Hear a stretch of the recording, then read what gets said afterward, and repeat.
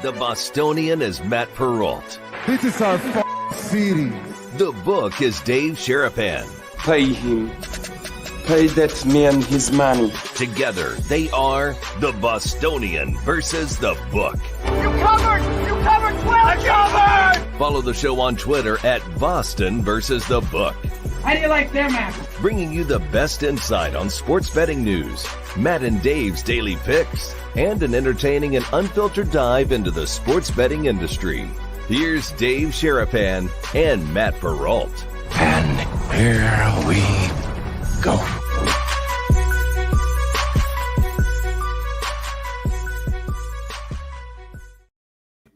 What's up, boys and girls? How are you? Welcome into a Monday morning episode of the Bostonian versus the book. It's pretty much the afternoon, though, everywhere. Technically morning here on the West Coast in Las Vegas. Dave Sharapan, Matt Perrault. We're live on YouTube at Boston versus the book. Same on Twitter, X, and replayed on Sirius XM, channel 159, and on Sports Grid TV 6 times a week, basically, here on Sports Grid and Sirius XM. You late night owls, thank you for watching. You guys live, getting the live chat. We got a lot of cool things getting going here today.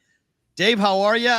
We had a fun night last night. Our boys from St. Louis and G7 are in the chat as we speak. Love it. Love it. I mean, we got so many things to talk about today. Full rundown of stuff. But, yeah, I see the G7 in there. And Dave and Dave, me, Dave, Matt, all met last night. And that'll be one of my favorite things about today, which we do at the end of the show. Yeah, this is another Monday. It's the last Monday of summer vacation, Perrault. I cannot believe it. It doesn't feel right. Everyone else back east is going on vacation. Except Florida, though, by the way. Week. Florida went back today. To school? Yeah, Florida's back today. My friend's kids are someplace in Florida, and then Tennessee went back today, too. Nashville's back in school today, too. Too early. Yeah, for those East Coast people in Midwest or middle part of the country people, I was like, wait, what? I thought we were the first. Nope, they're the first. They go a whole week before us. Yeah, it's too early. I don't know. First of all, shout out everybody that watches the show in Florida and everything going on down there with all this rain. I got Merges down there giving me updates. He's out, making sure his car doesn't flood, roll down the street and water and all this other stuff. All of you hope everything's going to be okay. And, that rain stops at some point. It ain't stopping. No, I mean, it's horrible. a hurricane. Yeah, man, it's bad. You got a bunch of next week's Maximus is coming in. Merges said, back-to-back hurricanes. Hurricane season, August. The irony when they name the hurricane somebody's name that you know, right? It's just automatic material. But it is funnier when it's a woman that you know. That is funny. Grandma here, Hurricane Debbie. Right. When that rolls through, like, that's funny. Like you can be like, yep, been through that before. I almost got bags and put it by the door downstairs. Said, what are you doing? Hurricane Debbie's coming through. I didn't want to light up. I didn't want to incite a riot, though, so I didn't do it. But I like that. It's ready made. But yeah, shout out to everybody down there and watching. Maximus is coming next. I didn't know that. Yeah. I used to love hurricane because when I lived in Alabama, we had to pay attention because, it hit the state quite a bit. Like, we had hurricanes, and then we'd always get the outer bands that after it hit land and broke up, but you'd get like the tornado watches and the heavy thunderstorm warnings and all that stuff living in Alabama. So for 5 years, I was glued to it. But even in Iowa and Nebraska, you would get the remnants coming through. Does Missouri get them? Yeah, of course. Well, it's the remnants, though, as it goes through the country. Just depends on how the jet stream goes. And they don't get hurricanes, but they get the remnants of it. They get the rain that can hit. It's remnants, not remnants. You added Remnants. a syllable Remnants. like I did Konowinski. The remnants. It's remnants. Remnants? Remnants. Remnants doesn't sound right. It's the remnants of it. Yeah. Oh, remnants. All right. I think I'm right. Either way, JC from KC, I got the Cardinal stuff on today for a reason. Yes. But I'll be on Sports Grid later with Ranieri, and I'll give you a sneak peek. You know what I'm wearing tonight. I didn't want to come on in the Royal stuff today because Perrault's a Boston guy. It says Bostonian versus the book. I don't want to piss him off. We were hanging out last night. It's okay. Paxton's pitching today. We tend to play You really want well. Boston today? Good luck. You take him. But I'll be in the We Royals tend to stuff play tonight. pretty well in Kansas City. I mean, remember, I got nearly thrown out of there for life for wearing Red Sox gear in the press box. I've told you this story before. Took a busload of listeners. Almost, yeah. They threatened. They told me if I ever come back wearing Red Sox gear again, they would physically remove me from the press box. Physically remove you? That's what my boss was told. If you send your afternoon drive show host down here once again wearing Red Sox gear in our press box, we will physically remove him. I would have gone in full uniform with Right? plates the next day. Click, click, click, click. What are you doing? Yep. Just watching a game. Oh my goodness. Yeah, that was one of the funny that was one of the former Royal players, that Frank White, who became an executive, played 18 years, was a big part of the Royals. Yeah. Frank White called my boss and said, "Hey, you know that guy you guys?" Did you walk into the clubhouse with that on? Oh no, I was in the press box. I was doing my radio show. I brought a group of people. So how did Frank White know you were in there? Because he saw me. Like he saw me because I was I was from Omaha. Whenever they do like these big groups, I had a bus. I brought a bus of people from Omaha down to a Royals game. We were the home of the Royals. Remember the producer who had the Royal tattoo that we lost the bet? So that's, Brian Delahunt, who was my producer in Afternoon Drive in Omaha. We were the home of the Royals. So the Royals were like, "Hey, we'll give you guys a full row. Like, how many seats do you need?" We're like, "Well, give us like 50 seats." So we took a big bus of people all the way down to Kauffman Stadium. We did a bunch of we partied, we drank, I learned what a beer, not a beer bong, but it's a round like mini keg thing. Yeah. That people, they put right in the middle. What? It's a ball. Right? Yeah, it was a ball keg or something. I don't know. They had a funny name. A pony keg. That's what it was called. It's called a pony keg. I'd never heard of it before, but it had a pony keg. And so everybody was blasted on the whole entire drive down. So everyone's drunk. I'm doing my show. I'm drinking. I'm like, okay, we do Afternoon Drive. We do my show. Everyone's partying. Then we go to the game. And like, as I'm walking out, there comes Frank White. And Frank White like, "Hey, how are you? I'm Frank White with the Royals." I'm like, "Thank you for coming here." I'm like, "Good to see you, blah, blah, blah." I'm wearing a Red Sox hat. I got a Red Sox championship t-shirt on, blah, blah, blah. So then the next morning, when I go into work, my boss is like, "Come here." He was like, "Did you wear Red Sox gear to the game yesterday?" And I was like, "Yeah, why? It was Red Sox Royals. That's why we went. I wouldn't have gone otherwise." I was like, "Sorry, Will." I was like, "Fuck the Royals. I don't like the Royals." Whoa! I was like, under 10 minutes. It's like, goodbye. I was like, I'm a Red Sox fan. I'm going to the Red Sox game. I wasn't a Royals game I was going to. I was going to a Red Sox game. And so he was like, "Yeah, Frank White's really mad." And I was like, "What do you mean?" He was like, he thought I was really disrespectful for you to wear Red Sox gear. Really? I was like, "Oh, well." He's like, "Yeah, maybe next time not do that." I was like, oh, well. Was there a next time? I don't. Yes, never there was. took another bus of people down? We didn't take another bus of people. I went to the game with credentials and whatnot, but I don't think we ever took the bus down again. I don't remember if we did. I don't think we did do that, but that was a lot of fun. That was a whole big trip of listeners and everyone went down there. So, guys, different schedule this week. Okay. This is one of those, crazier moments. Tuesday, Wednesday, Thursday, noon Eastern time start for the show. Morning show. We've got a lot going on. You guys might know what Bet Bash is. That's here in town at Circa. Yep. Got a lot of people coming in. So Tuesday, Wednesday, Thursday, noon show. Friday, no show. We're locked up, busy. I got kid stuff. Dave's got meetings. We're all over the place. So Thursday will be Roll Call Thursday. Yes. So just keep that 3-day weekend. Sorry. And then school starts on Monday and our lives are disastrous and just complete nonsense going on here. So we're going to enjoy the last week. Friday, no show. Tuesday, Wednesday, Thursday, noon, 9 a.m. Pacific, noon Eastern time start. Lunchtime show for us for the rest of the week. Okay, you guys have been asking. Kids a poll right now to vote already. Because we got people watching in all 3 time zones, 4 time zones right now. What's the poll? Although Mountain's the same as Pacific. Do you prefer noon Eastern or 2 o'clock Eastern for the time for the start of the show? 2:30, whatever it is, noon. I mean, because this is problematic because we tell people all the time the show is going to start at 2 p.m. and we haven't started at 2 p.m. in 2:30. Tell them 2:30. Okay, so am I writing 2:30? Am I writing 2? Because 2:30 Eastern. or noon Eastern. I mean, we got a lot of things to do this week. We do. We apologize if this messes you guys up, but the East Coast guys are happy about this. The noon start? Yeah, sure. Of course. I think they are. I think there's a lot of people who listen to the show after the fact. Mountain time is not the same time as Pacific Sonic. You know this. These are different time zones. Your state is wonky. The only state that really is completely wonky.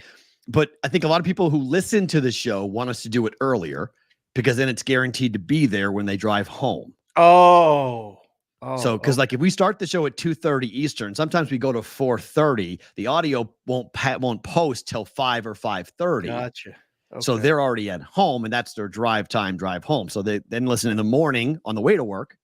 So I think the East Coast people who listen, I know people who listen to the pod or who watch the pod in afterwards want it earlier. But people who watch it live, I think they would prefer it to be later because then it's after their lunch and they can go ahead. John Serrett, we thank you, buddy. We appreciate you being here. He's retired. He doesn't care.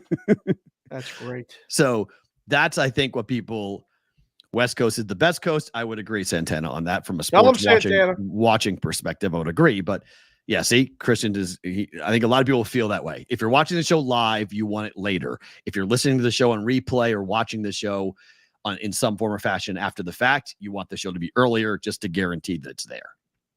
Gotcha. So that's it. So again, early show Tuesday, Wednesday, Thursday, no show on Friday coming up this week for the show. All right. You guys have been asking about it, and we are set to do this tomorrow. All right. Tomorrow morning, you're going to go to thebvbshow.com. And if you've not heard about this, it is the first ever Bostonian versus the Book Big Ten Survivor Contest. If we fill this thing up, each person, you get 3 entries. It's a $100 entry fee to join this. It is typical Survivor rules. 14 weeks, 18 teams. Okay? All the way to the end. $25,000 up for grabs if we fill out the entire opening offerings for all the entries available for the Big Ten Survivor. This will start tomorrow on our website. If you want to be a part of this, it's very easy. You're going to log on to the bvbshow.com. There'll be a link directly on our website. Go and fill it out. 1, 2, 3 teams, whatever you are. They are going to be legal in New York, New Jersey, and Michigan this week is the plan for them. So if you are looking to play this in New York, New Jersey, or Michigan, just hold on. Let them go legal in your states, and then they'll come in. For those of you in the Pacific Northwest, I don't really know why it's so hard up there, but no Washington, no Oregon, no Idaho. But California is yes. Arizona is yes. Okay, those 2 states in the western part of the country are available. Nevada is not. Florida is. Pennsylvania is not. Okay, that's not legal in Pennsylvania. But if you live but it is legal in West Virginia.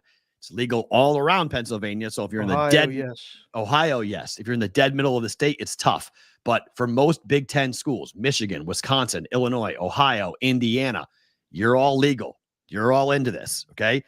It is a coast to coast conference. You cannot use the same team twice. We are stopping it before the championship game. Now, there's been some quirks with Splash Sports as to how we had to do it. So we made the decision to say, look, we're just going to stop it in the regular season, just like most Survivor pools. No postseason. Correct. This is all the way to the end.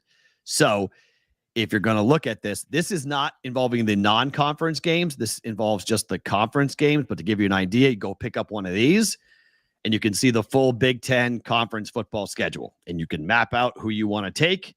Can't use the same team twice. When are you using the middle of the pack schools? The big boys, you can use Ohio State, you can use Oregon, you can use Michigan, Iowa right away if you want. But then what are you doing in week 10? When are you going to use, I don't know, Northwestern? When are you going to use Washington? When are you going to use Minnesota, Penn State? So this is going to be fun. Tomorrow on our website, we start taking entries for the first ever Big Ten Survivor contest with us here with BVB. 25,000 up for grabs. It's going to be fun. And we'll be, we'll have something to talk about all season. And, I put the offer out to a lot of people who we come in contact with. If you want to come on the show, you win this thing. You want to come on, talk, chirp, celebrate, whatever. Whitrock, This is the question. Do you have to be in the state to sign up, or you have to be in the legal state just to get the picks in? I'm not going to dictate what the geo-targeting will say, but my gut tells me that you just want to go find somebody who's in a legal state and do it with them just to guarantee it, because you hate to be signed up and then all of a sudden the geo-targeting software stops and you're in the contest, you've put $300 in, and all of a sudden you've got to make big arrangements to get your picks down. Right. There's probably ways to get it done. We're on TV. We probably will let you figure it out. Right. But be creative. You go and sign up in a legal state. It will. It just won't open if you're in a state where they're not legal. Yeah. It just has a big warning sign that comes across and just says, "Hey, sorry, we can't let you do it." So, for the survivor, the states that it's not legal. Okay, not legal: New Hampshire, Pennsylvania, South Carolina, Tennessee, Mississippi, Louisiana, Iowa, Kansas, Montana, Idaho, Nevada, Oregon, Washington. So for states that have Big Ten schools, Nebraska, Wisconsin, Minnesota, Michigan, Illinois, Indiana, Ohio, soon to be New York, I guess New Jersey, technically, for Rutgers, but in California. So only a couple of Big Ten states aren't legal. Right. So the vast majority of the state. I mean, you don't have to be in a Big Ten state to do the contest. You can live in Florida. Yeah, it is legal in Missouri. Yes. Yep. Legal in Missouri, Game 7. Uh-oh. Dave and Dave got something else now to start looking at. This will be great. So, winner take all, Big Ten tournament, Big Ten survivor for BVB. If we maximize it all out, no, it's $100 an entry, Jimmy. $100 per. Maximum 3 entries per person. Okay? Right. So, it's $100 each to get into this throughout the whole year. So, if you guys get to the end and it, multiple winners, we just shop it and Splash Sports will handle all of it. Okay.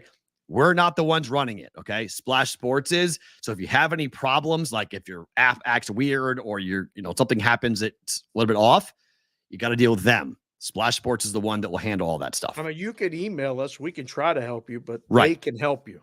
It's their app. It's their everything. We're just facilitating the contest. You wouldn't believe how P-Rolt and I came up with this. It was over, he got bit by his dog, and when I was over there talking about something, and I said, "What do you think it is?" And he went, "What if we do this?" And I went, "I think we got it." And it was literally, a really high level meeting of the minds. Really? So we got it done, and I think it's going to be fun. I mean, I don't know of anyone else that does this. I haven't heard of it. That doesn't mean it's not being done, but right. I think it'll be fun. Hawaii, you're illegal. Alaska, you're legal. Okay. So there. No Hawaii, but yes, Alaska. Yes. Alaska's legal. Hawaii is not. Scott Bartholomew. Okay. But there is your map. There's the map of Splash Sports for Survivor. What's available. Okay. Okay. So wherever state you guys live in, go ahead. I hope we fill this thing up. So do I. For whatever reason, I don't know what's going on in these, 5 states in the Pacific Northwest in Nevada, but I get why Nevada doesn't want to do it. But Iowa's a bummer. I know there's a lot of people in Iowa, but hopefully you guys live somewhere near. If you're in Council Bluffs, jump over to Omaha. If you're in, the centralized part of the state, maybe you can bop up to Minnesota. If you're on the eastern part of the state, maybe you can get over to Wisconsin or Illinois to get into it. So they're going to have to go see our guys in Missouri. You go to Missouri or down, even the southern part of the state, go down Kansas, to Missouri. Go down over there for that. So once again, the first ever Big Ten Survivor contest, 25,000 up for grabs. If we fill it, this is not a guarantee. So we're not dealing with overlays here. Okay. We got to fill the thing up to get to the $25,000 prize, but we think we can do that. 3 entries, $100 per entry.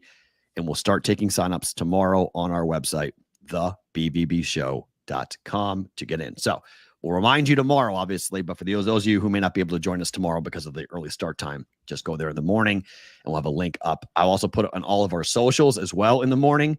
So if you're following us at Boston versus the Book on Twitter, you'll get that.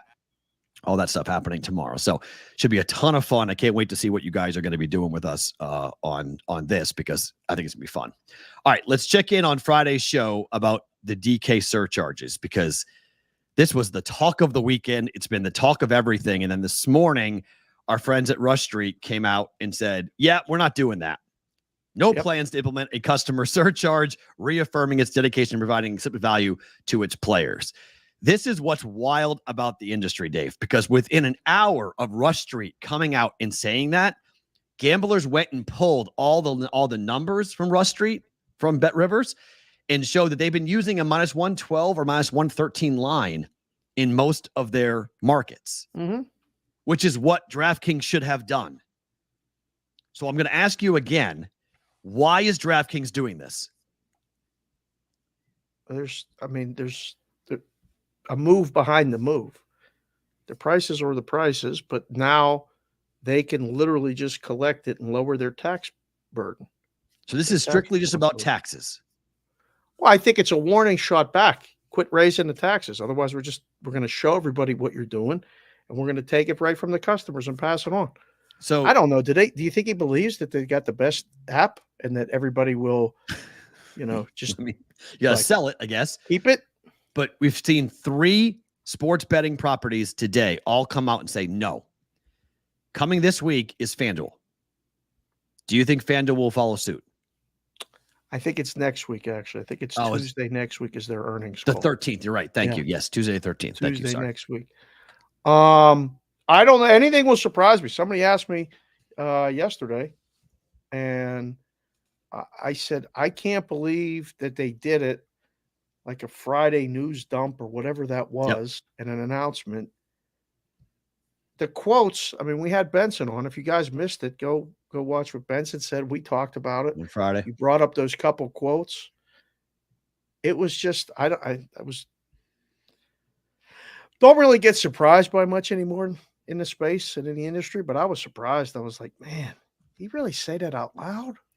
So Earnings and More, the newsletter that has been breaking a lot of this stuff lately, have been coming up with a lot of the interesting reporting on whether or not there's going to be a major consolidation. Could Penn he does a be great purchased? Job with that newsletter, by the way. He really does. Guys, if you need something to go read that. They talked to a source at FanDuel, and the answer in the quote he gave them was, "It's Napoleon's dictum: never interrupt your enemy while he's making a mistake."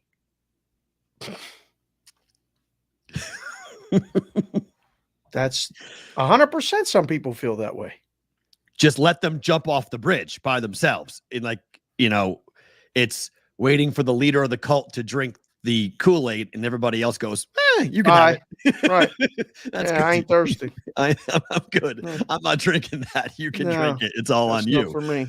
Yeah. So there are some people in the industry that are thinking that FanDuel is not going to follow suit, that they're watching this going like, okay, because if they don't, generally speaking, a lot of people in the industry are saying this feels very risky. Because if it doesn't work for you, and if people like your guy Alfonso put out a really interesting breakdown today on Twitter, Alfonso Stratton on Twitter, to go and talk about what you mentioned, the effective tax rate, trying to drop it down to the effective tax rate. And somebody quickly pointed out, he's going, all these numbers are being projected on the same handle they have right now. Correct. If handle goes to the toilet, it just drops down completely, and everyone says, well, I'm going to use FanDuel now, not DraftKings, because DraftKings is doing this. Even if, and he mentioned this too, people are stopping to use the app. They don't even realize it's not in their state. They just think DraftKings is doing this in New York, Pennsylvania, Illinois, and Vermont. They might be living in Ohio, and they're like, hey, I'm not using DraftKings anymore. Like, this is a pullback that could cause them a problem everywhere. Well, because people immediately think, well, if they're going to do it there, they're going to do it here. So I'm just going to stop using it. So the next, thing goes, and it is risky if no one else does it. And I think by saying they're going to do it in January, they can let this fester for, if they say psych, that's going to be very interesting to see. If he's like, psych, I was kidding. Like, you know what? We listen to you guys and we hear the better. We're here for you. We're not doing that. Now, if they lose handle, everyone else gains handle. And in the Illinois, it's a graduated tax rate. So they put more burden taxes on the other books to benefit from the handle. So it's almost like a 1-2 punch. Right. We'll drop our handle in those states. We're still killing it in these other states, and it's enough. But we gotta draw the line somewhere. They can't keep raising the taxes after they told us Right, but the it was analysts, 15 or 20. It can't go higher. We can't do business like this. but as Earnings and More, the newsletter pointed out with the analysts they've talked to, if this affects the brand, not just in Illinois, in New York, if this affects the brand, if people start looking at DraftKings and they go, well, wait a minute, you're going to put surcharges on people who win just because you agreed to do business in that state? You went into that state. You agreed to the 51% tax rate in New York. Nobody forced you to do that. You chose to do that. So because you said yes to this, you're going to pass along that because, hey, your tax rate's too high, so our customers are going to suffer. The customer's going to go, forget it, I'm good. They don't even realize it's not in their own state. They're just saying DraftKings doesn't respect its customers. I'm going to go somewhere else. Why would it be only on winning tickets? Like, just That's do it. If you're going to do it like every bet that's made has a surcharge, right? It's a great That's question. all. Somebody asked that too. Someone said, wait a minute, why don't you just do it on every bet you take? Why only on the winners? Well, because that's phasing out people that might win. Right. People that might win don't like fees. People that win or say they win or do win or might win will run. They're not. So effectively, without limiting people, they drive get them rid away. of the customers that they don't want by Yeah, but putting Dave, this tax or look, fee surcharge. I think the general perception about me as a sports bettor is that I'm an average sports gambler. Okay. I went 6-0 on Saturday. Like, you can win. You can have winning days. Of course. So if I'm betting with DraftKings and I have a 6-0 day and I clear 6.5 units and I'm feeling really good about myself, and I think I'm like, man, I was so bad in July. I finally had a monster day in August. I feel great. How much did I lose?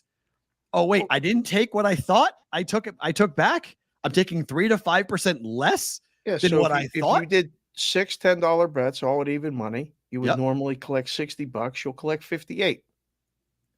Extrapolate that out. You start pushing that out and you go, wait. Hold on a second. Now it's 600 to 580. Now it's 6,000. It just gets bigger and bigger and bigger based upon what you're doing. Of course. So and it's more everyone and more else, everyone else isn't doing that.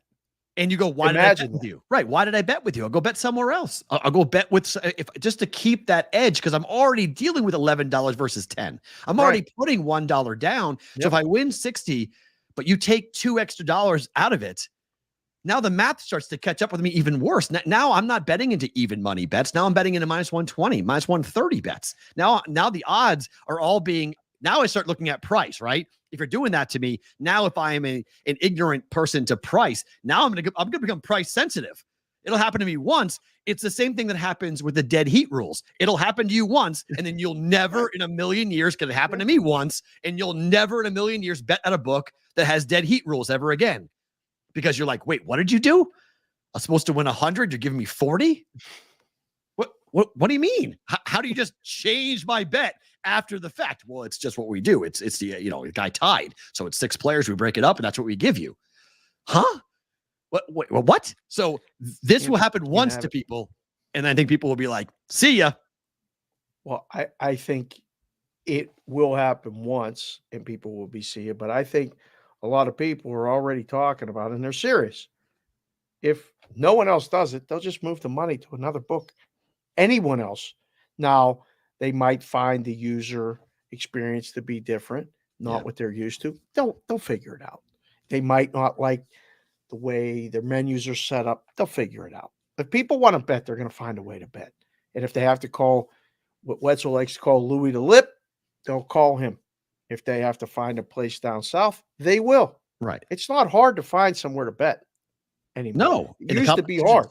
Now you're getting it, so you're giving them a reason to. This is not working for customer retention. And I don't even need to go to a conference to tell you that. But he said this, Jason Robbins said it. This is to help them combat the illegal market.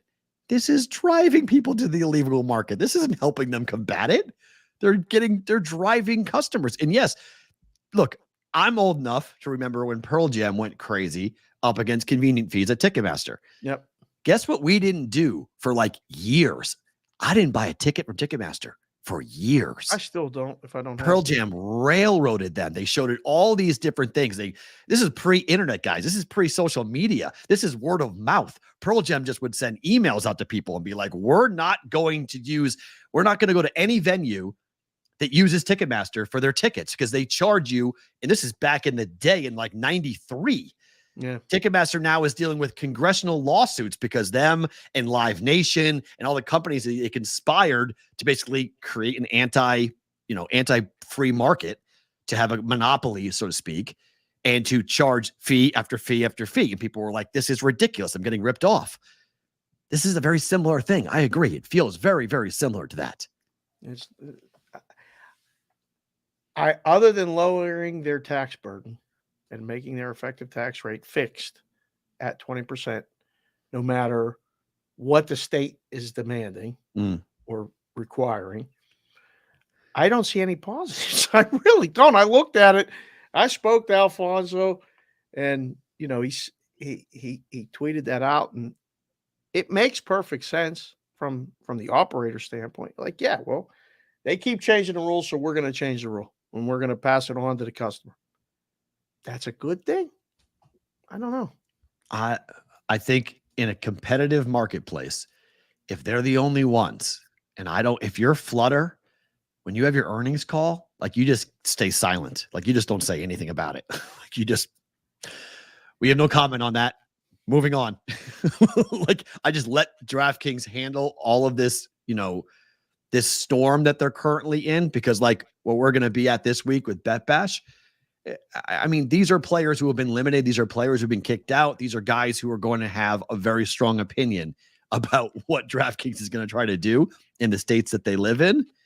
And these are the people that DraftKings, a lot of them, will want to kick out. But it's also people whose business you need. You talk about all the time about liquidity. You need the liquidity. You can't just have $10 bettors all the time. Like, you could do okay doing that, but you need to have some people that come in and play consistently. And like you always mention, those people can help you find the right number. No question. Like, if your number is off, you help to shave the number to the point where you want it to be. You take one or two of those plays and you're like, shoot, we're a point too high. Let's move the number down because we think we're on the wrong side.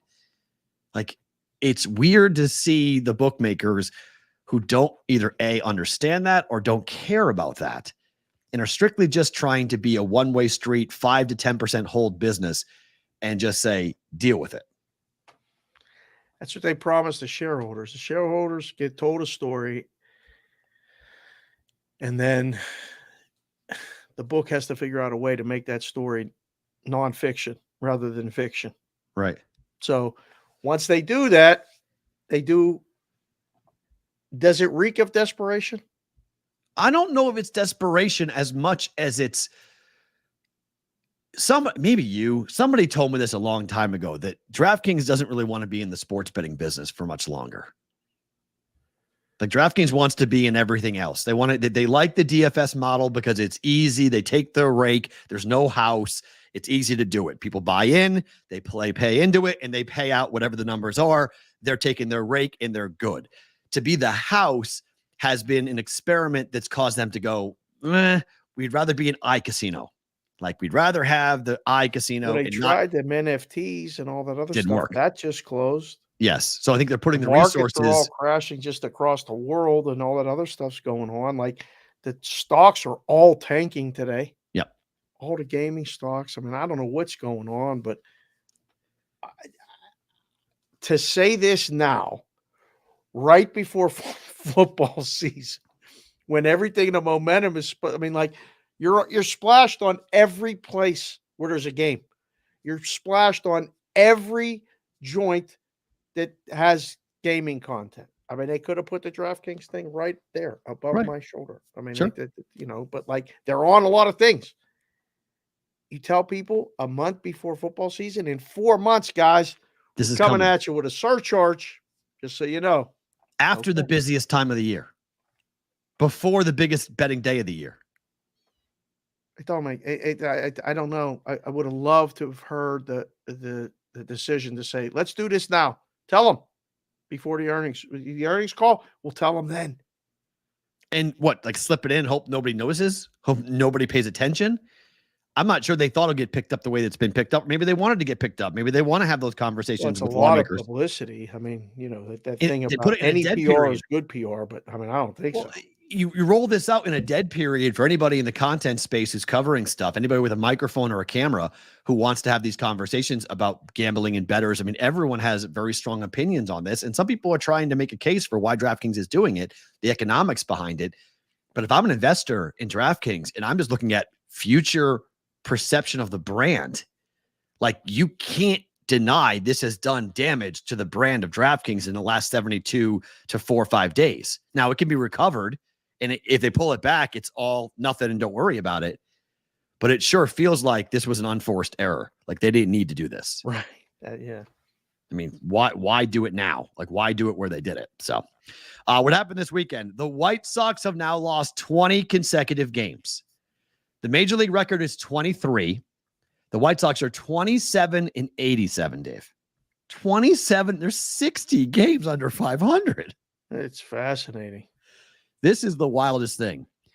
If they lose the MLB record of 24, the White Sox will break the modern consecutive loss record. It'll be at home against the Cubs, and the loss will be fired by a fireworks show at their home stadium. Like, they'd be celebrating the major league record, not at the Cubs stadium. That's outstanding. A fireworks show at the White Sox stadium if they set the modern record for 24 consecutive. You can't make that up. That's great. They got a 3-game series in Oakland then. So 1, 2, 3. And then they play at home against the Cubs. Against the Cubs. Wow. If we weren't so busy, I'd say let's see if we can go. That would be, I mean, you think they'll fill the place? With Cub fans, maybe. Cub fans are going to want to go to give the misery to the White Sox fans. I'm assuming that's Friday, so they'll play Monday, Tuesday, Wednesday, off day Thursday to think about it, and then a game Friday against the Cubs. It really is true. Script writers couldn't have written it any better. The A's are minus 190 today. So it's the largest favorite for Oakland in the last 2 years. The White Sox lose 21 straight today. Do you want to take the White Sox today? No. I wouldn't do it with DK's money. No. I don't want nothing to do with them today. Sears will pitch good. I don't know. No chance do I want the White Sox today. This is one of those ones where you'll have people come in. The streak's going to end today. They're not going to get the record. They'll end tomorrow. Oh, okay. They'll end Wednesday. Oh, okay. This is an awesome question. If you're a White Sox fan, would you root for them to break the record? Would you be a reverse fan for a while for this week just to see them break the record for the most consecutive losses in the history of baseball? That's a tough question. Yeah, the Browns fans did throw a parade when they went winless, when they went 0-16. Yeah, they got the number 1 pick. Mm-hmm. ATL Coos is a White Sox fan? That's surprising. ATL Coos, there you go. So you think White Sox fans would say yes? I think they would. I mean, once you're this bad, what are you rooting for it to end? No, you're probably rooting for it to keep going. Oakland 9-3 this year is a favorite. 12 times. 110 games. 12 times they've been a favorite. That's it. Yeah. And they're minus 190. And I think I would rather lay it. It's an uncomfortable lay. Definitely. That's an uncomfortable lay. For the A's, 100%. And it's only climbing. It's not going down. Man. It's climbing. Yeah. 185 a couple hours ago. Now it's 195. There's your BVB uncomfortable lay of the day, boys and girls. That one gives you that, man, am I really doing this? It's the last game tonight. I'm going to press the button. I'm buying this. Like, really? They're questioning a lot of things if you're jumping in with this one. 6:40 Pacific, 9:40 Eastern, 8:40 in the middle of the country. That's a good point. Miller got hurt. There's no Miller in the pen for the A's. Right. That's a good point. So you don't have that arm to come in. If in a 3-2 baseball game, you don't have Miller to go to keep you in the lead. I mean, Miller just gets you get to the 8th with the lead. It gives you that warm and fuzzy feeling like, oh, this is done. I just want to come see, watch him pitch. which is the exact opposite of what your team gives everybody when they go to the bullpen. Man, oh man. I almost crossed this off the rundown, but I said, Dave, you got to face it. You got to do it. Santana was in here. All them other Arizona guys were like, yeah, Serpientes. Had the game won. Snatched victory from the jaws of defeat, or snatched defeat from the jaws of victory. Up 4-0. Come on, man. Skeens left. Guys on base. Bullpen comes in, gets out of it, gives up 2, 4-2. And then you see Holderman come in. Lewis was at the game, texting me. I said, just go home. He's like, what? I said, just go home. And then walk, bomb. Agreed. Punch drunk. I had the under. I had under 8 in that game. That got you too. Couldn't believe it. Couldn't believe it. So like, you've got to be kidding me. Because we were texting yesterday. We were actually tweeting at each other. And, some people jump in our threads. It's fine. Like, you can come in. Come hang out a little while. I appreciate that. It was good. That 3-run jack was disgusting. That was a massive problem. Crushed it. Peterson's getting hot again. This team's coming. They're in the playoffs. Look, right now. I bet they're over 84.5 wins. You're doing fine. Like, let's go. I need 25 more wins out of the Diamondbacks. Stay hot. Keep rolling in August. Let's get to a coastable number here in September where I'm not sweating it out. So someone asked me, and like Filipponi's been on the show from 93.7, the fan in Pittsburgh, Syracuse guy. Yeah. Love him. But he's there, he's a jinx. I mean, he said, I'm going to the game and I'm this and I'm that. And I was tweeting at him. It was funny. Mm-hmm. But he raised a good question. So did, a couple other guys that do this content in Pittsburgh. Like, how does he keep putting him back out there? It's the same guy. Like, at some point, right, we're playing meaningful baseball in August. Right. Got to change a couple things. Maybe it's a shot at Cherington. You gave me this. This is the bullpen you gave me. I'm putting out the guys who you think are good. Here, let's see what happens. I don't know. Lewis was at the game. I told him, scream down and tell him, don't just leave the guy in that got out of the 6th. Right. You don't need to put him in. Like, just let him get through it. You change the pitcher because the 7th is his. It's not. I want to bet every time he comes in, I want to bet the yes that the team's going to score a run. Bet the yes because he gives up a run. There's always traffic. And then, like a lot of people bet the Nerfy with Skeens. Mm-hmm. I hit. And the Pirates scored a run. Oh, they did? At the bottom of the 1st. Oh, that hit. Okay. Yeah. Wow. So there's a run scored. Sorry, that was Saturday that the Nerfy hit for. Correct. Keller was tremendous. Keller was great. Yeah. He was great. So, I don't know. I mean, they got big series starting tomorrow, home against the Padres, hottest team in baseball. Then they come out to the Dodgers, and then they go to the Padres. So we're talking about bad baseball teams. This stat is unbelievable. This is active rosters. Salary on an active roster. The Miami Marlins have $15 million on their active roster at the moment. I mean, that's half of what the A's have, and the A's are $30 million. That's a real life major league, right? Yeah. Like, what is that? Are they even trying? Like, are they just like, we're good? Like, that's it. We're done. I don't know, but you having the under makes a lot of people jealous. This season wins under. Yeah. Because they are caca.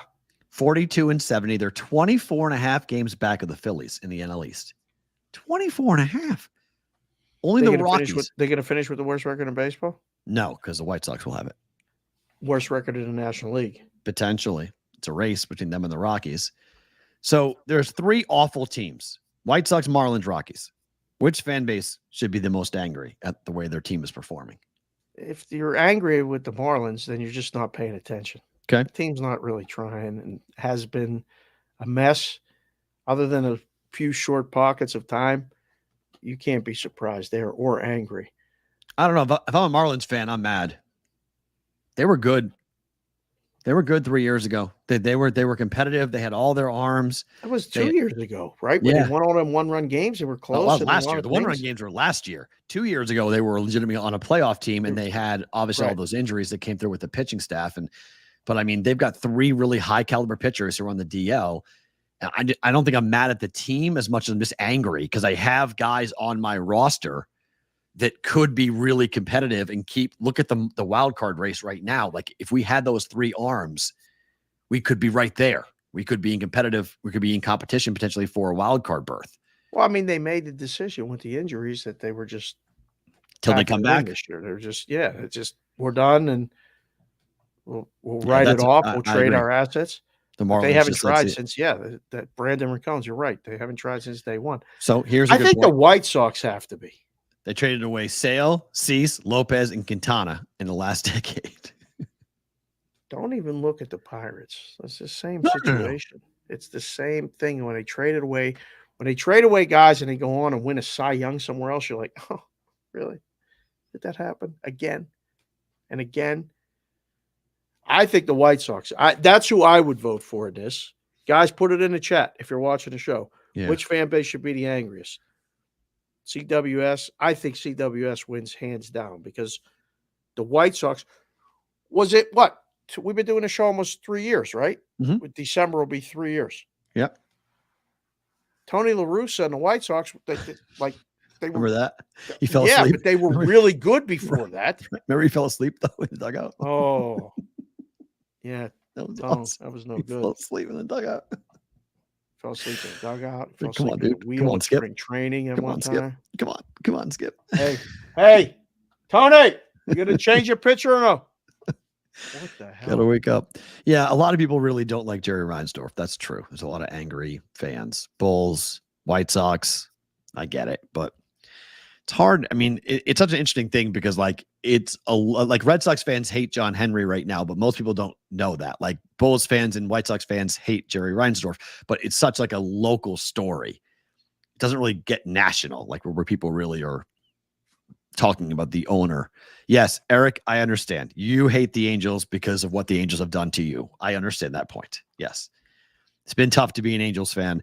Mike Trout made his bed. So I'm sorry, Mike Trout being shut down again. And Mike Trout has played, I think the stat was Mike Trout has played 15 games in the last 4 years after the 1st of August. 15? I think that's right.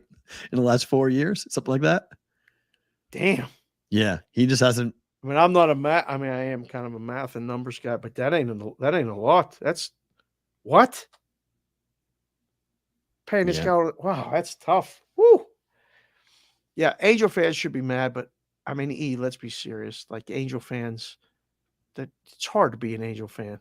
It is, but you lost Shohei. You knew that was going to happen. But Mike Trout, you know, you told Mike that, hey, you sign here, we're going to build. Like if the Angels actually had like a real plan, they would have traded Mike Trout 3 years ago. Well, if they'd have known he was going to be hurt and only play 15 games, they would have definitely traded him. I don't know. I was an Angel fan back in the day in the 1980s. Between 2021 and 2024, Mike Trout has only played 266 of the 648 games for the Angels, averaging 66.5 games per year. Damn, thanks, E. Pull that stat if you could, Eric, from how many games has he played after the 1st of August? I saw that on X. I thought on Twitter over the weekend. That is crazy. Yeah. I don't know. So, I mean, of those 3 teams, the Marlins are in the National League East. They got to battle the Phillies and the Mets and the Braves. Yeah. So they can't really be mad because they're not competing good with them. Fair. The Rockies got the Dodgers, the Diamondbacks, and the Padres, and the Giants. I mean, they're clearly not close to any of those teams. The White Sox are in in American League Central. Like, how can you be doing that? Interesting. Rockies of those 3? The other two have won a World Series. Wow. It's a fair point, right? Good Angels, call, White Sox. LL. Angels, White Sox last 24 years have won a World Series. That's a good call, LL. See, that's why we do. Rockies played for one, though. I mean, they ran into my team, unfortunately, and I was there for that game 4. But that was the only time, right? Yeah, they made it. Oh wow, the guys we haven't had a landscaper appearance in a long time on the show. We started late. Wow. Started late. Yeah, we don't hear the dogs. That's fine. No, dogs are gone. We'll never hear the dogs where I put them, but the landscaper guy's here. Apologies for the landscaping guy to let him roll through. And well, when I'm bloviating, just hit the mute button, and then they won't hear the landscaping guy. There you go. See, landscaping guy's gone. All right, I'll ask you this question. You can talk about this. No MLB team is on pace to win 100 games this year. Any thoughts as to why? One, the really good teams have dealt with injuries and haven't had that serious run of 12 in a row, 13 in a row. There hasn't been one of those White Sox opposite winning streaks. Two, it's not nearly as important to win 100 games anymore. Just win a division. Let's not overextend, and we'll get in the playoffs. I don't think that used to be the benchmark, right? We got it. We got to win 100 games. That locks up everything. Home field, number 1 seed, number 2. Just make the playoffs. I don't know. What do you think? I mean, I think there's a couple of things. E points out the ghost runner. I think that can be one of them. It's harder to win games in extra innings. 2, we don't have starting pitchers going 8 innings and dominating anymore. 100%. So we have bullpen arms coming in and blowing leads left and right. Mm-hmm. So you have inferior pitchers getting big opportunities in key spots.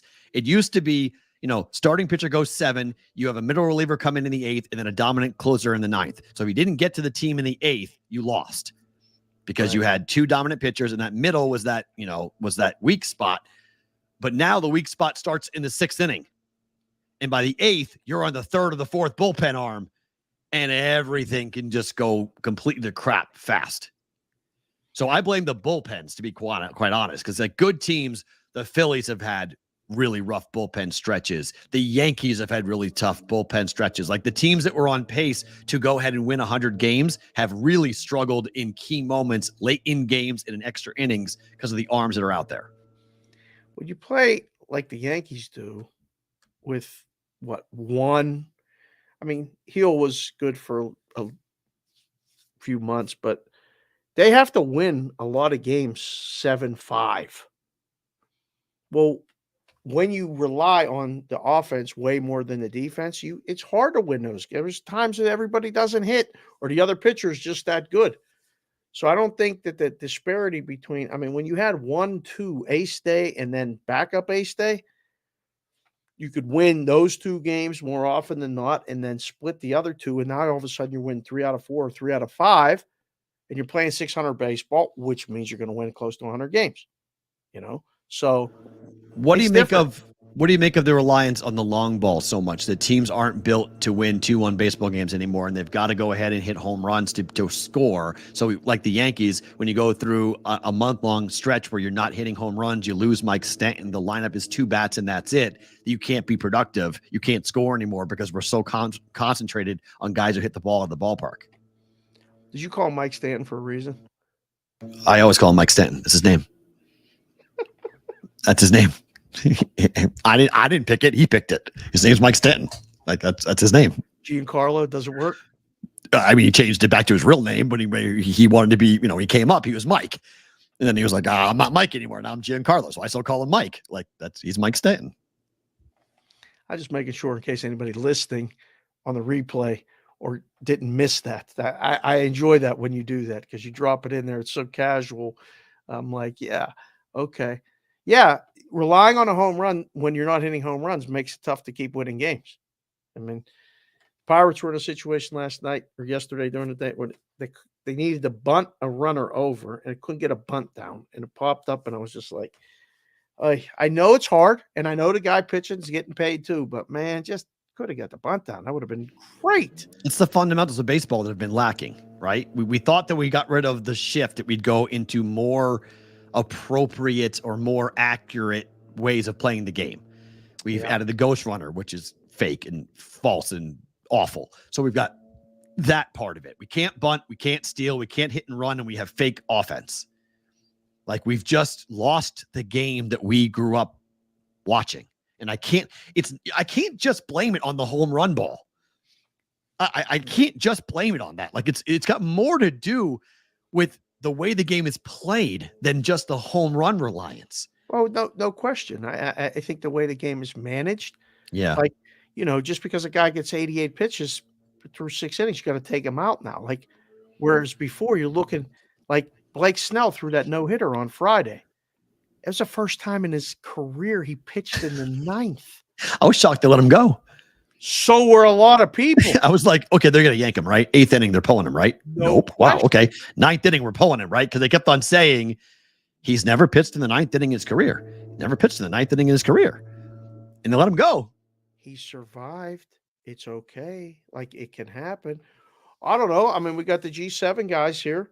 Game 7. They're baseball guys, youth baseball tournaments and all this other stuff. I mean, they'll probably attest to it. The way the game is played on the way up is so much like, and I saw it with the softball too. You're not playing as a team as a teenager. You're playing as a showcase. So you're playing the game, but you're going to try to go 3 for 4 every time you're up. And when the runners are first and second and there's nobody out, you're supposed to bunt the ball, move the runners.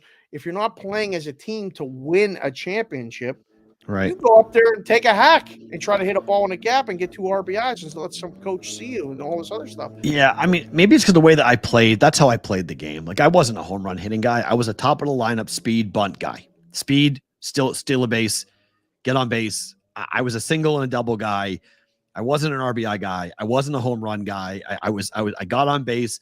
I drew walks. I was fast. I stole bases. Like, that's how I played the game of baseball. I was a center fielder. I was a pitcher. I was a catcher. And like, I was right up the middle with everything. And I miss the way I played the game. Now, maybe that's selfish and self-absorption to say that, but like, I look at different situations. Every time there's a ghost runner, I'm bunting. I don't care who it is. We're bunting that guy to third base. We're sack fly. We're going to go ahead and try to either win the game in the bottom of the ninth, because hopefully we held them without scoring. But I want the runner on third base. I want to score every time and then let the chips fall where they may and have a pitching staff that can hold a 1-0 lead and get me 3 outs and pitch. And I feel like every manager is so afraid of, well, guys, in the top of the 10th, if we don't score more than 2 runs, I don't trust our guys to get out there and do 3 outs. Like, I don't think they can do that. Like, so I don't trust our guys. So it's not, so Alex Cora has said, I don't play for 1 run. I don't play for 1 run ever. And I'm like, play for 1 run. Like, no. Why can't we play for a single run? Oh, because we'll lose. It's 3-3, Matt. It'll be 4-3, 5-4 final. We're going to lose. 2-run home run. Our guy's going to come in, bang, home run, we lose. This is the way that all the softball games that we played in tournaments were decided. It's called international tiebreaker. Okay. So the first time we did it, it was like learning on the job, but the kids were 14U. I'll never forget it. And I was coaching first. The other guy was coaching third, Coach Eric. And we talked about it. I said, well, she's leading off. She has to go start the runner. We're bunting, right? Yeah, we're bunting. Like, it wasn't even a question. And it was, we knew who was pitching. So let's put the pressure on them. Let's score. Are they going to bunt? Absolutely. Let's defend the bunt best we can. Blah, blah, blah, blah, blah. Pitch it outside. Make it hard to bunt, et cetera, et cetera. The only time I don't think I would bunt is when like the 4 hitter or the 5 hitters up and they're fair 300. Yeah, right. I'm going to try to hit a ball either on the right side or in the gap. If a guy's Aaron Judge is up, if Aaron Judge right side, Aaron Judge is up, go ahead, hit. I'm not going to have Aaron Judge. I don't bunt. want Aaron Judge bunting. But when DJ LeMahieu is up, I'm making DJ LeMahieu bunt. Like, if you're batting, if your batting average is not higher than 280, you're bunting. And you don't have more than top 5 home runs in the league you're playing in, the American League or National League, you're bunting. Well, I mean, there's a lot of guys. I was watching a lot of baseball this weekend. There's a lot of guys hitting under like 240. It's embarrassing. Look at the lineup for the White Sox. You and I were sitting there, and they put the White Sox lineup right, up. We saw that. 180, 190, 210, 220. I was like, look at that lineup for average. Like, look what those averages are. That's like, even the shit teams we were growing up always had 1 or 2 guys. There was always 1 or 2 guys that had a batting average of like 290 or 300 because he was the only one that got pitches to hit. He was the only one on the roster because they're like, we don't care because nobody can drive you in. So I'm going to throw you a fastball and we're going to like Wade Boggs my whole life. Like the Red Sox teams weren't that good. And Wade Boggs batted 330 because they would just pitch to Wade Boggs. They didn't care because they're like, nobody behind you is going to hurt you. You're going to hurt me. So here, Wade on a 3-2 pitch. Here's a fastball. And he'd pepper the thing off the wall. And so he led the league in doubles all those years. And he never scored. Like the Red Sox, he never got driven in. But the approach was different too. It was like, if they pitch me outside, I'm going to hit it that way. I'm going to hit it the other way. I'm not trying to pull and hit a homer every time. And I'm not like, it's just different. But, you sound like two old men yelling at the clouds, old baseball heads. But like, if you want the game to grow, if you want the game to be healthy, and that's the whole point about the ghost runner, make the game shorter. And like, okay, we're going to try to get the pitch clock, get the game shorter, all the things to make the game shorter. I don't want to lower the basket. I'm not trying to have a 9-foot basketball rim. I want a 10-foot basketball rim. The game still has to be played the way the game's supposed to be played. And that doesn't happen. If we lowered the basketball rim? Oh. Wow. But that's my problem. I can't stand this idea of like, Jared Duran for the Red Sox has like the most triples since like Jim Rice. Like the game is not played when you have contact hitters and power hitters. It's all about the power hitter. Give me the speed guy. Give me the guy that puts pressure on the defense. Build my lineup the way it used to be. First guy can fly. Second guy's a contact hitter. Third guy's your best power hitter. Fourth guy strikes out a lot but can hit grand slams. Like that's how when we grew up. That's how you built the lineup. Like your best overall hitter always batted second. Your best RBI guy batted third. Your best power home run hitter batted fourth. Like that's just the way we built lineups, and the game became the game. We've been playing this thing since 1890. What are we doing? It's evolving now. There's a lot of math, guys. It's evolving. I'm watching a dinosaur sport with a meteor coming down, and like I'm going, guys, meteor, and they're like, what? Let's just keep playing the way we're playing. Like, oh, the game is make the game shorter. Okay, what do you play? 6 innings, 5 innings? Like what? Don't do that. Like what are we doing? Are we playing the game or not? Are we going to play the game the way the game is supposed to be played or not? Because baseball is trying so hard to appeal to people who don't watch baseball. Like, stop messing with the sport that we all love.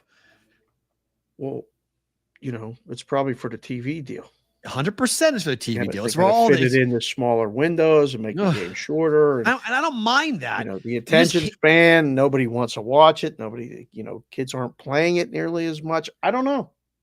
I mean, umpires to strike zones to replay to pitch clocks to number of guys you have to face coming out of the pen. It's like because the NFL is going to have the same problem this year. I can't believe how many people were flipping out over the kickoff rule from that Hall of Fame game. They were losing their minds because they didn't watch the XFL, so they'd never seen it before, and they're like, "What the hell is this?" What were they flipping out? Saying it's no good? Yeah, they hated it. That it looked completely weird. What the way it was weird, but if that's what they wanted to do, that's what it is. Right, but baseball fans have been going through this iteration of changing the game the way the game looks, and baseball fans have gone like, oh, some are okay with it. Most football fans are that's how I did with the Ghost Runner. I was like, leave my game alone. Don't put that artificial guy out there. What are you doing? Kickoff rule in football is going to have the same reaction. People are going to go in September the 5th, where the first game is, and they're going to go, what the hell are we doing? 5th is Thursday, 6, 7. Yeah, it's the Thursday. Thursday, September 5th. Yeah, Chief game kicks off. Chiefs and Ravens, right? Yep. And then Friday we have the Brazil game. So Thursday, Friday, Sunday for three day month NFL. Away, boys and girls. Amazing, 1 month away. Quickly on Scotty Scheffler. He shot a 62 today. Yeah, 2 days ago. I guess it wasn't yesterday. It wasn't really. Yeah, I guess it was yesterday. It was over there, but 62. He was the pre-tournament favorite, but he had really high in-tournament odds. Going into Sunday, he was 15-1 Sunday morning because he was 4 back. Then he got to be 6 back. Somebody sent me a screenshot at 49-1. Wow. 49-1. Yep. Was short because then he went on that birdie run. Did that leave a mark? Him winning it yesterday? Oh, they're fine. Okay. He's one of the favorites. Right. That's what I mean. That's why I thought it might be not be that big of a deal. I would venture to say what normally is great handle in game in golf for the majors, especially the time was literally the middle of the night here. You know, For all 3 rounds, right? 4th round was a bit more in the morning, but yeah, the first 3 rounds were all really tough to watch. yeah. So I don't think they did nearly as much stuff in game. So Okay, wow, interesting. Rom was minus 600 at one point during the final round. Thank you, AOWN. Rom killed me. Sorry, Dave's Yeah, pick. that was a weird one. Everybody thought Rom was going to win, huh? Everyone thought Live Guy. Everyone was on the Live Guys to win. Right. Thought someone from Live was going to win, and Scheffler just said, I'm the best player in the world. Thank you. 9 under. I'm just here to have fun. And then at 9 under, he was toying around. Oh, Sunday I'm going 62. Wait, what? Yeah, I'm gonna shoot 62. And then Fleetwood bogeyed on 17, and that was it. Yeah, Tom Kim killed me too. I was on Tom Kim top 5, and Tom Kim bogey's 18. He should be birdie's 18. I win my bet 4-1. He bogeyed it, and that was it. See you later, Tom Kim. Thanks for being here. Appreciate it. Goodbye. Time for the Circa Sports Pro Football Team of the Day. Guys, it is officially football weekend. It's football season, rather. It's sign-up contest. People here, we were there last night signing up the Double Ds from St. Louis. Hope to see all you guys coming to Vegas. $16 million in guaranteed prizes. $6 million for the Circa Million. $10 million for Circa Survivor. For more information on all of this, 2 ways to win. No rake, Circa Sports, at Circa Sports on social, circasports.com. And always remember that if you're coming to town and need help with room offers, they've got them for people who are signing up for the contests.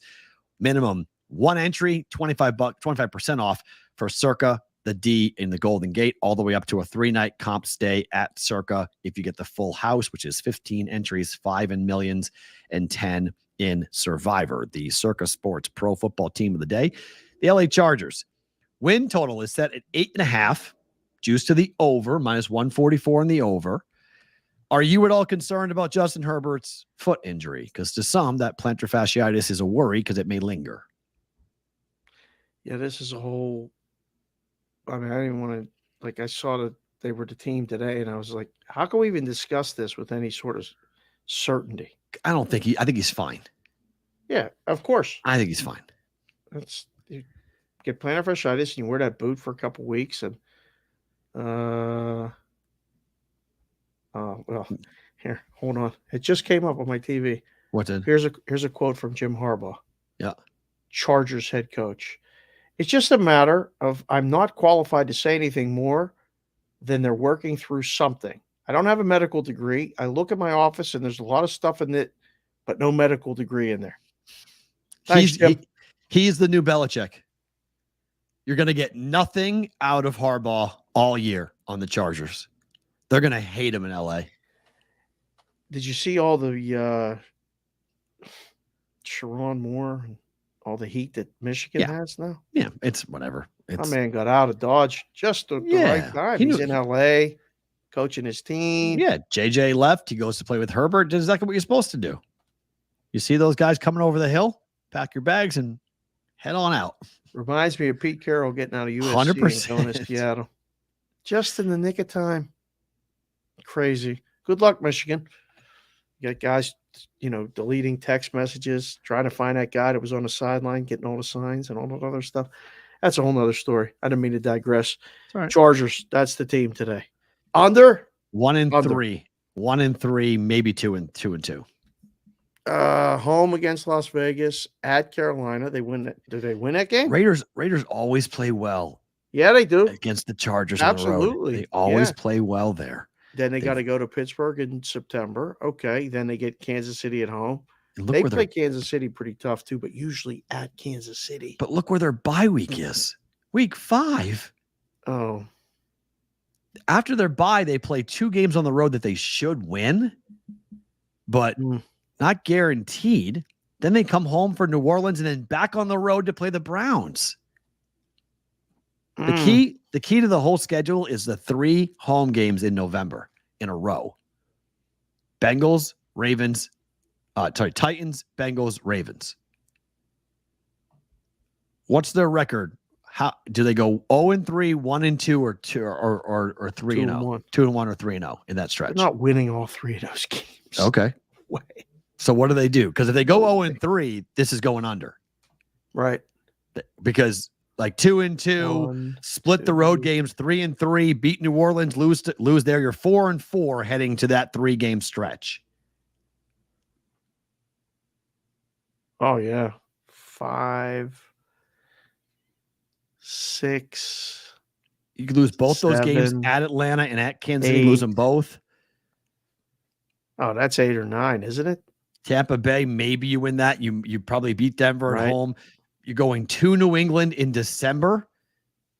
And then the Raiders in week 18, depending on it may not matter Not for you. good. You got to finish 2 road games for your playoff life, most likely. Yeah. And the Patriots might be dead, though. I mean, we'll see where they're going to be. They're now no one else. They're going to. No one else is 4.5. I love this. That everyone's betting against the Patriots. This is phenomenal. Keep hammering the Patriots. It's great. Yeah.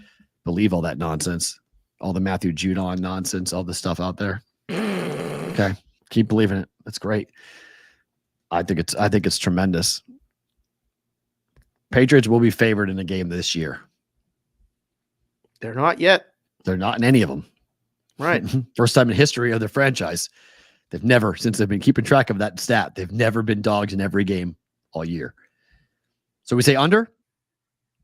Under 8.5? That's my first thought. But why is it juice to the over? Yeah, well, they're buying going to bet the over. They already did. The number's 9 if you look at it. But and if you're new to the show, thank you for being here. And, what we talk about a lot of times when we do these things is the top. What's the top here? 10 max. Yeah. That's not an easy schedule. No. And nope. Tough division. I think, yeah. Division games are hard. They could lose the games to the Raiders, both. Yep. Right? They could lose both games to the Chiefs, yes. If they lose both games at Denver, they're in big trouble. But what if they split that? That's 1 in 5 or 2 in 4. Mm-hmm. Look at the other home games that aren't division games. Pull that schedule back up. That's tough. Oh, if they go 2 and 4 in the division, I'll say we'll give them 3 and 3. Okay. So they're at home. Okay, there's 2 division games. Then they got the Saints. Yep. They got Tennessee, Cincy, Baltimore. Mm-hmm. All in a row is nice, but that's not easy. Tampa is the other one. And then that's it. So wait, they're only at home half. Let's see. At 1, 2, 3, 4, 5, 6, 7, 8, 9. They got 9 road, 8 home. Mm-hmm. My lean is under. Juice to the over, but I'm with you on that. It's going to be. I look. Chargers have a lot of love because of Harbaugh, but first year back in the pros might be a little bit rocky for him, depending on how things go with his quarterback. What? I was going to tell the chat to put their season wins number for the Chargers in the chat. How many wins did they get? And you blasted everybody with that thing, so now you get to do it twice.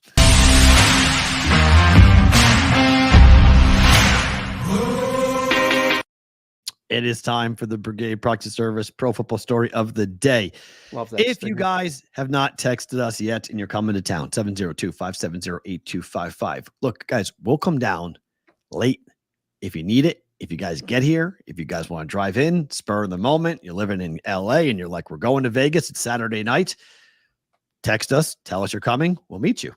Okay, we'll figure it out. Me, Dave, both, or one of us will be there to meet you at a location for Circa to get you signed up. Same thing for the Westgate, too. For the Westgate Super Contest, same thing. We'll meet you guys there. Yep. If you guys want to go into the Westgate, okay? That's going to be a smaller contest, but that contest absolutely is real money with a real opportunity to win, okay?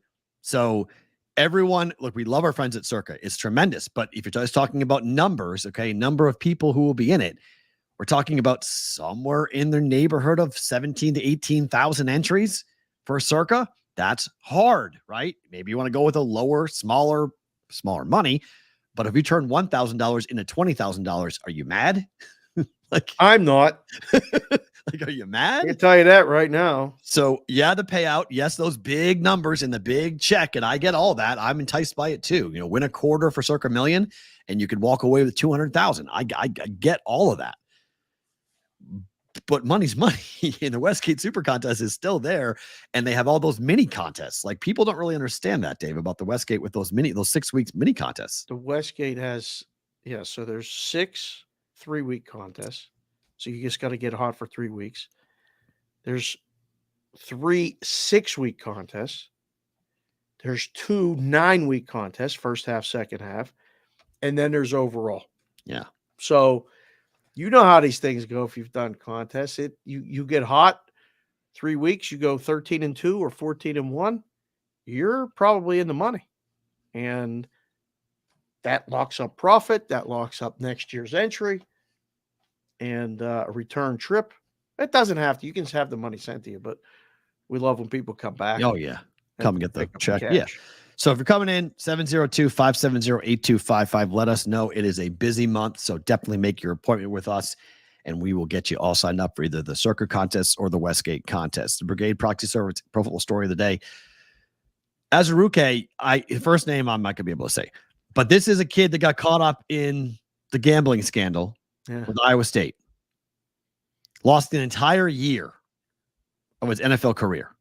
There has to be something else to this. Like, you can't just say, "Oh, oops, sorry." He's back. I don't think that flies. They reinstated him today. He's back. He can play football again. He's not suspended, but it just feels like, man, we took away a year of these kids, a year of salary, a year of their ability to make money with football, and it's just like, sorry, our bad. No, I didn't like it then. I don't like it now. I'm glad that he got reinstated, but the Juice said it right there. So messed up that they derailed this kid's career. You got to be rooting for a kid like this now, right? Yeah. I mean, get a contract, get a big amount of money, like get something to get it back. Because yes, I agree with Rock. The whole thing never passed the smell test. It still seems funky. It still feels like we don't have all the answers as to how it happened, why it happened, the way it happened, and just it's like, sorry, like that's just like, sorry. So with the benefit of looking through the glasses, looking back or looking through it, it was a quick rush to judgment, was it not? 100%. And at some point, somebody has to just say, hold on, well, what are we doing right now? Find out.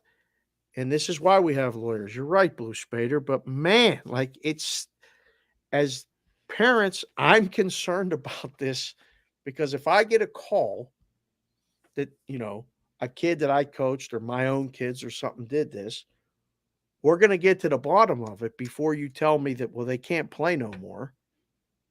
Well, hold on. Why? What happened? What did they violate? And then a year later, just go, you know what? You were right. What? It's not fair. It's wrong on so many levels, and I have no idea how we're just like, oh, well, sorry, our bad. Like, oh, you're back. You're back. Go ahead. Have fun. Like, wait, what? That's it? Like, we're not, I did nothing wrong. This guy was in the wrong. I wasn't in the wrong. That guy was in the wrong, and we're just going to all move on. Oh, right. Sure. Okay. Sure. That's all. No. You have to. No. What? Sports Avenger says we need another one. Sports Avenger asked.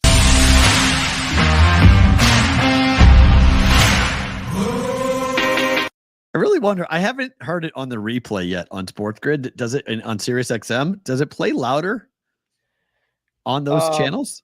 I always just watch the replay on the TV. Like, I haven't. Yeah. Is it louder on the replay on the TV, or is it the same volume? Oh no. It hits you. It hits different on the TV too. It's louder on the TV too. Okay. Absolutely, yes. So, what the hell? Butchie said, "Get him an account," and then he was mad at you for playing it again. Yes. ESPN ranked Penn State as the #1 underachieving college football program. I'm not participating in this. Why not? I'm asking you, is this true? Do you believe your program is the most underachieving of all the college football programs? They broke it into different categories, but you were of the power conferences of the big boys. You were of the college football no-shows tier. Penn State number 1. Is that an editorial word that you just added there, or is it actually said the no-shows? That's they claimed. Here are the different tiers: the college football no-shows, the under the projections, hoops or else, never won big, money problems, could have done more, and who's next.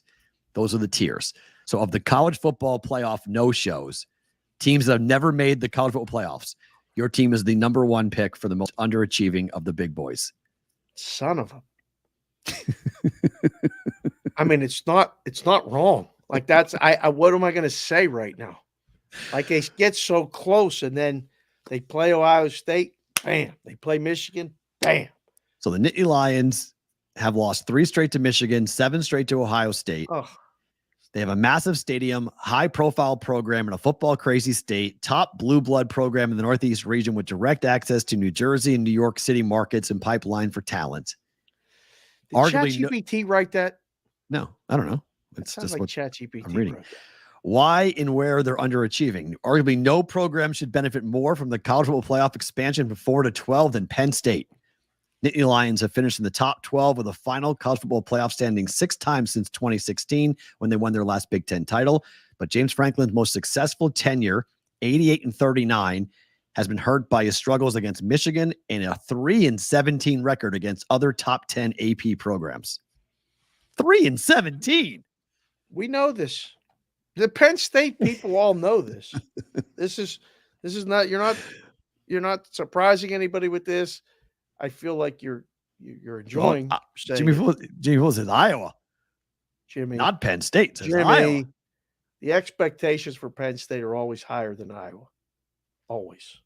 So the other team, big expectations for Iowa. The other teams on this list: Florida, USC, Miami, Texas A&M. We're in the same group as them. Yep. I don't like them teams. I don't want to be in that group. Those are annoying fan bases, all of you. It's okay. What? It's okay. We can be annoying too. Penn State fans are no bargain. I totally get it. But this is going to be what's worse, not making the playoff or getting waxed in the first round of a playoff for Penn State? Not making it. Really? Yeah, you got to make it. Like if James Franklin misses the playoffs, I'd fire him. You fire everybody. Yeah, but I'd fire him. I would fire. He's a good recruiter. He gets these kids to go there. At this stage, this year, given what college football looks like, if he can't get them into the playoffs this year, goodbye, James Franklin. Like you have a quarterback who has NFL caliber arm strength. You have a running back that everybody loves. You are linebacker. You've got defensive linemen. You have skill players. I mean, Penn State is good this year. They are top 10. It's up good too. Like if they don't win 10 games, it'll be. I mean, it's set up to win 10 games. I'm hearing too much about Penn State this year. Because they're the third best team. What are you hearing? They're the third best team. What do you mean it's odd? Not making the playoffs. That's worse. Oh, okay. Not making it or losing in the first round. That's what LL meant, right? Or you say, put it in the chat. Give the boys and girls something to vote for. Does Penn State make the college football playoff? Yes or no? See where you stand, all of you that watch and listen to the show. Because I think they make it. I think they make it too. They better damn make it. Yes. Or you fire James Franklin. They're not. Who are they going to get to go coach there? Somebody better than James Franklin. Somebody who can win. See all your haters come in there and vote no. You know they're going to make it. If they don't, that's a massive, massive failure. Well, I think they're going to beat Michigan this year. They should. Michigan's got a ton of turnover. Right? It beat Michigan this year. Oh, boy. So 1 loss to Ohio State. They're getting in, right? With 1 loss, they're getting in. 2 losses, they might get in. 10-2 might get them in. I don't know, man. 10-2 could get them in. It's possible. I mean, only because they got the big alumni and I bring people to the game and all that other stuff. Right. Not because they can win. Up to this point. Listen, I'd love nothing more for them to get to the Final Four. Oh, that's right. Oh, doesn't Penn State misses Michigan this year, right? We haven't done Penn State's schedule yet, but I think they missed. Penn State, Okay. I think they miss Michigan this year. Hold on. I'll tell you right now. Perfect. They're going to be down and they miss them. They're going to be what? Michigan's going to be a little bit down and Penn State don't play them. A little bit down. I think Michigan might be really down. I mean, really down? Everyone, I don't want. Everyone is just penciling Michigan to pick right up and say they'll be fine without Harbaugh. I don't know. I have a tough time just saying they're going to be easy. Michigan's Big Ten games are. I mean, they play Texas at home. That's an unbelievable game. USC, Minnesota, Washington on the road, Illinois on the road, Michigan State, Oregon at home, at Indiana, at Northwestern, at Ohio State. Whose schedule is that? Michigan's. Yeah. What's Penn State's? You guys don't play Michigan. Pull up your graphic. We got the graphic right there. The What Penn graphic? State graphic. Or the Big Ten schedule graphic. We can pull that right up. Oh, that's right. There you go. I forgot about that. Yeah, it's kind of hard to right read up. that. Kind of hard to read that. But Penn State's Illinois, UCLA, USC, Wisconsin, Ohio State, Washington, Purdue, Minnesota, Maryland. Damn, bro. We got to get through that game in the middle. God forbid they beat Ohio State. Are the white games the home games or the road games? The white games are the home games We got because Illinois and UCLA at home to start conference play. because Washington. Then they're is the playing whiteout. USC, which I might be going to because Okay. I haven't told my wife yet, but Oh, trying to think about that. Then a bye, perfect. Wisconsin on the road, that's going to be tough. Ohio State, and the whiteout's Washington. they're winning that game. I don't know why. Why isn't the Ohio State game the whiteout game? I don't understand. Road Purdue, road Minnesota. They should win both of those games. Yes, and they then stink. Maryland at home. Yep. Hello, bro. We could actually do it. One loss. It's possible. Yeah, I agree. Franklin's gone. He just doesn't make the playoffs with that schedule. AOWM wants to fire him too. If you don't, just gotta get in.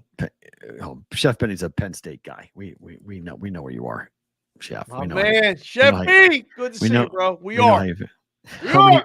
how many overtimes is Illinois Penn State gonna play? I don't know. It's a good question, but Multiple Illinois games. Yeah. Ugly game. got to get that win in Morgantown. Big game, week Not one. today. JC, Big game. JC, let's focus on the Royals beating the Red Sox. I don't want to talk about that game today. Yeah. I know, Jimmy. I know. They're going to be so deep up for that game. That's it, Chef B. When I say blue, you say blue, Yeah. white, blue, white. Tell them. All the cheers. NOLA at the Dodgers tonight. Glasnow, big baseball game. What is wrong with the Phillies? Oh, well, they went to Seattle and continued not being able to hit until yesterday. 6-0 win yesterday, snapping a 6-game losing streak. They needed that one bad. Did they ever before they hit this They one? needed Oh that boy. one bad. NOLA's Although- not good on the road. What's that? NOLA's not good on the road. Yeah, I actually like the Phillies tonight a little bit. With Oh. the plus but I like the over in this game. Me too. I bet Yeah. the over, but I Yeah. bet 8. Oh. Move came against us. Well, yeah. How in the world? That's why. I mean, I saw that, and I went, "Oh, okay, that's fine." But yeah, I'm leaning over. Yeah. I Yeah, better. I'll look at the numbers that it splits with Glasnow against the Phillies lineup. But yeah, I think the Phillies are live. It's more NOLA in the fact that the Dodgers are 30-23-2, I believe it is, to the over at home this year. Last year, they were a complete over team on the road. This year, it's at home Right. because their pitching stinks. Like, once you get past, if Glasnow goes 6, you get into that Dodgers bullpen, they got to score. Nola's going to give up about 4 runs tonight. That's pretty much his MO against good lineups right Is now on the Freeman road. back? That's a good question. He is back. I He's don't in know if the he last- plays. I don't know if he plays, but he's Oh. back. Oh, okay. He's back with the team, Okay. but I don't know if he's playing tonight. Oh, But I think a lot of people are saying, "Oh, it's a pitching matchup. It's NOLA. Glasnow. A game's going to go under." Okay, the numbers say otherwise. And given the way that the Phillies are scoring and giving up runs, right. whoo boy. I mean, they're on an Orioles type of run right now to overs. Last night wasn't one of them. It was 6-0, and they got the shutout against Seattle. That's Seattle. Look at their last 8 games. I mean, we're talking 13, 14 runs being scored. This game may fly over. I look at this the same way I looked at Orioles yesterday with Corbin Burns. Everybody was betting the under in that game. That game soared over. The Orioles got it themselves. cover the 8 themselves in that game. So, like, see you later. Dodgers aren't winning the division, Santana? What? Come on. Padres aren't catching. They may get caught. Padres aren't catching the Dodgers. They may get caught. There's Holy. a lot of baseball left, and they have a lot of games against each other left. It ain't over. It ain't over yet. I'm telling you. Reds Marlins. I put this on here because the Reds road favorites. First question. How did you know? Our first question I was going to say is, why did you pick this game? Because this is a number they find rather interesting. Because the Reds being minus 140 road favorites against the Marlins is kind of like, wait, what? Yeah. This like seems a little high. This price seems on Cincinnati seems like, wait, what? What's the price? A couple of games like that today that I can't figure out. Well, this is you got to find a reason. I mean, we just talked about the Marlins, the payroll, to this, to that. Okay. Why in the world would you bet the Marlins today? There's going to be less people at this game than there are at Oakland and the White Sox. And that's going to be a low attended game. Right. There's some caca today on the board. It's a good day to, maybe do some futures work or enjoy the good baseball games, because there's some bad ones. You're right. You're going to have to explain this line to me. The best team in baseball at home is this big of a dog with Zach Gallen, who has sucked on the road for the last 2 years, has an ERA of 4 on the road. Yeah. What is this number? Do you remember, you're a Star Wars guy. Uh-huh. Do you remember Admiral Akbar? It's a trap. It's a trap. This has to be. And I hate that line. I hate that whole, it's a trap line. I don't know. Maybe it gets you. If they're setting it out there for you to take Cleveland. Okay. Give me the best team at home in baseball, right? Like best. I got plus 112 last night. I was like, I looked at it. I was like, what? Wait, hold on. Yeah. I know Arizona's hot. I know their lineup's hot. We talk about Jock Peterson. I get all of that. I don't get that number. That's a pick'em game to me. Yeah.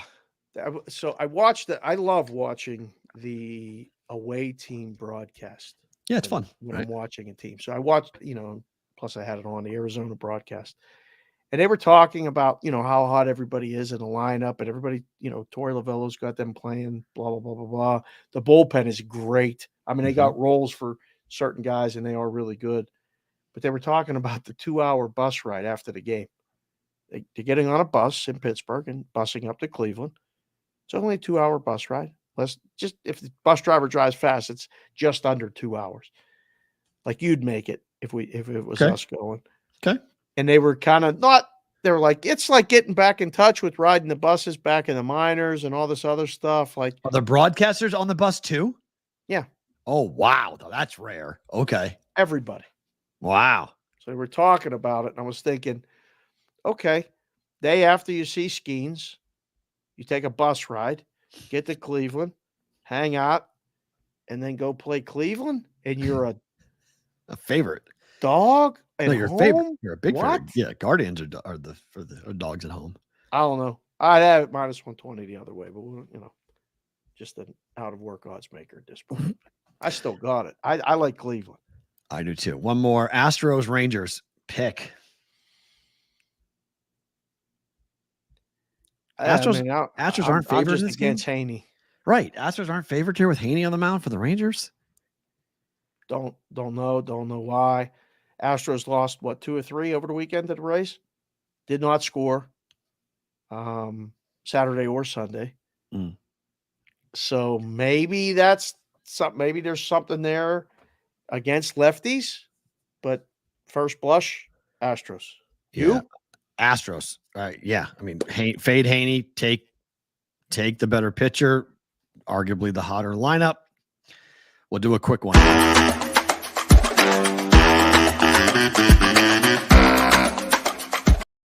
Keep the whole show just on Sports Grid and Sirius XM today. Guardians money line plus 112. Yeah. And then same with the over with the Dodgers and the Phillies. Well, I mean, if you're watching this now or you're hearing it later, it's 7.5. Yeah. I like that better. Of course. Yeah. 5-3. Yeah. Better number. Right. 100%. Yeah. So, I mean, it's paying at 7.5. There's not 1-8. Mm-mm. But the odds maker that was putting that number up last night may have been thinking, I like the over, and let them bet the under. So they got it. They got the move to 7.5. So you float it at 8 and just let them bet it. Yeah. I don't know. This feels like the Orioles game to me. It feels like the Orioles and the Guardians, where it was Corbin Burns. It was at 8, and I was like, I don't know. It feels like an over. I was like, that game's. I mean, Orioles are hot. Same thing here going. Wow. Pedro? Brazil to beat Team USA tomorrow? In the basketball? I thought that game was today. I made a bet last night on the team total in the first half for Team USA at 54.5. Pedro. But to win the game, Pedro, like pump the brakes. Pedro. Pump the If brakes. Brazil wins the game tomorrow, I'll go see Corbin and get you the hat immediately. I don't know how I'm going to get it to you. I don't know how to mail something to Brazil, and we'll see. But if Brazil wins outright, you get a Brazil BVB hat. Line's like, what's the line's 29, right? It's 29 and a half. No, I got to get him 2 hats then. 29 and a half, 30, the line when it closes. A green and a gold. Should be 10,000 to 1. Forget 40 to 1. Should be 10,000 to 1. Brazil's not winning that game. Favorite thing about today is what? I got the St. Louis stuff on for a reason, because we got a call after hours quote last night. It wasn't that late, but it was late. Sunday night, late for Sunday. Yeah. I mean, whatever. Hey, there's a couple guys who want to sign up for the contest. You guys want to come down? Yeah. And we go down, and there's 2 guys at the counter. There's nobody in the book. It's quiet. They look like they are going to have, they're talking, they're having fun, whatever. And I walk in and they go, "Are you Dave? You're Dave." And I'm like, "I am Dave. Who are you?" He goes, "I'm Dave." And I go, "Perfect. Who are you?" And he goes, "I'm Dave too." So we did a big Dave high five, blah, blah, blah, blah, blah. You got there for the tail end of it. It was awesome. Signed up for the contest at Circa. Great, just fun conversation. Made a contact. I've never been to a game in St. Louis. After that conversation, I want to go to a game in St. Louis. These guys know some people, and then we can do some things. Was my favorite thing about today last night. I drive home. I'm listening to some spaces about the world ending. All the world markets are over. Fiat currency, all this other stuff. This guy, Peter Schiff, did a 5.5-hour Twitter spaces until 2 o'clock in the morning. And me, after talking to Dave and Dave, listened to it and went, you know what? It's all going to be what it's going to be. It's August 5th. It's a month. It's a week away from my 54th birthday. It's birthday week for me. Nothing's getting me upset. I'm happy I'm alive. I don't care about any of that. It's officially football season. That's now you'll call it football season. Yeah, it's official. Yeah. Now that the Hall of Fame game's done, we got more fake football this week. Lots of it. Thursday, Friday. Lots of it. Lots of fake football. You put Penn State on the rundown. We opened up the contest. We have a Big Ten Survivor. Yeah, that again is my favorite. Tomorrow morning, thebvbshow.com. $100 to entry, 3 maximum entries per. If we fill it up, it's a $25,000 winner take all prize. 14 weeks. We are including non-conference. Anytime, any week, a Big Ten team is playing, which starts week 1 all the way through week 14, which is the week of Thanksgiving. You got to pick one winner every single week. Can't pick the same team twice. Survive in advance, just like a typical Survivor, but it only involves Big Ten schools, Big Ten games only. You guys go to our website in the morning. If you're watching on the replay overnight on Sirius, on Sports Grid, or listening on Sirius, like do it after breakfast. Like give us some time in the morning to get up. We're on the West Coast. We'll get the website up and populated. Just like don't log on at like 12:30 tonight and be like, "Where is it, guys? Where is it?" Like, hold on a second. Like that voice. Give us some time to get this thing up. We'll have it ready to go in the morning by showtime tomorrow, which is 9 a.m. Pacific, noon Eastern tomorrow. Rest of the week, no show Friday. We will have it up and we'll be taking entries tomorrow. So 274 or something like that is the max we got to get to have a $25,000 first place prize. Chop at the end. If we have more than one winner, we chop. If we get to all 14 weeks, that will be cool. But You guys are going to see it, and I can't wait to see what's the game everybody picks that takes everybody down, because it may happen with a Big Ten upset at some point in time. So Big Ten Survivor, favorite thing about today, happening tomorrow morning. We will see you tomorrow morning, noon Eastern time. For you guys who are watching on the replay and listening on the replay, thank you so much for being here. We appreciate each and every one of you. Back tomorrow for a Tuesday early lunchtime version of BVB. We are Penn State.